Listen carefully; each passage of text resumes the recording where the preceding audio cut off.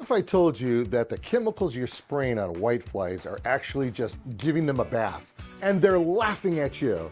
This is a behind the scenes video. Look for the link in the description for the finished one.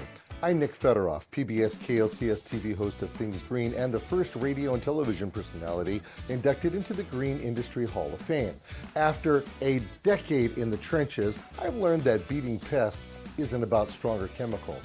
It's about outsmarting their life cycle. Stick around because I'm about to reveal the exact 30-day method that eliminates all 1,500 species of whiteflies. Oh, and tap that like button and subscribe so you never miss these game-changing solutions for the homeowner and professional.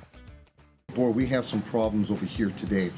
We have been graciously invited over to one of our Facebook peeps to their house to attack some giant white fly. Now, there's some 1,500 different varieties or species of white fly, and the thing of it is, you've got to know how to take care of them, and you have to have the right tools to do that. And the best part is, you don't have to use any chemicals, because a giant white fly, or any of those species of white flies, which are sucking and piercing insects, they have waxy wings. So if you were to take and you were to spray them with some kind of chemical, they would just go, ooh, thank you for the bath, and that's all they would do. So what we do is we attack the eggs of the white fly. In this particular case, or actually should I say in all cases, what we're going to be doing here is spraying with this all-purpose professional sprayer. And what's really cool about it is that it has many different angles that you could use with it.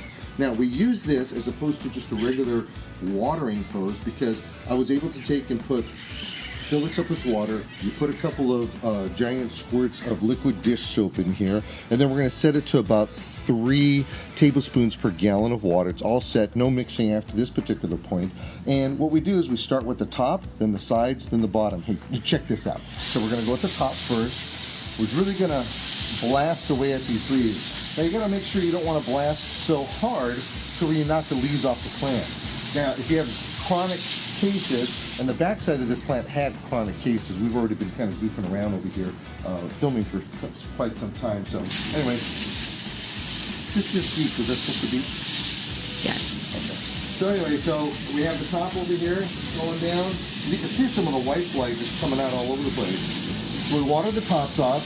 Then we could turn this nozzle like this. It's really kind of cool. Turn it to the side. And then we spray to the side. Is that so easy? So if you have something that's over here that you need to protect, then I'll tell you, it's really the way to go. It's a good, just be the way to go, that's all. Anyway, and then the important part is this. It's the underside of the leaves. And we've washed off a considerable amount already through the process over here. You can see we're just using soapy water. But anyway, what we're going to do is we're going to just take this and flop this way. And so we don't have to get on our hands and knees. It's going to redirect the water under. See how it's hitting that and spreading up? That is too cool, isn't it? So we're going to hit all the plants like this. You reach right on inside, get all the wash it off as best as you possibly can. Now, here's the trick. You have to do this 30 days, and when you see the finished video on this, you're going to see I say 30 days, but I don't necessarily explain it because we only have 60 seconds to explain everything that we have. The life cycle of a whitefly is 30 days. It's not 29, it's not 31. It's 30 days exactly. So when you go spraying it like this, at the first couple of days, you're going to see your whitefly population go down considerably. You still have to wash the plant off for 30 days. Now, there's a problem with that. After about 10 days, you've watered this plant an awful lot. You got to start fertilizing the plant. That means you have to bring in your fertilizers. You have to, and you only need to do it once in that 10-day period. After 10 days, and then you wait another 10 days, and you can do it again.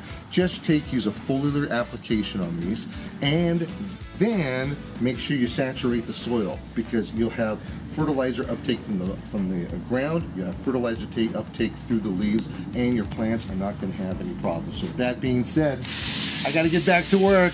No more goofing around over here.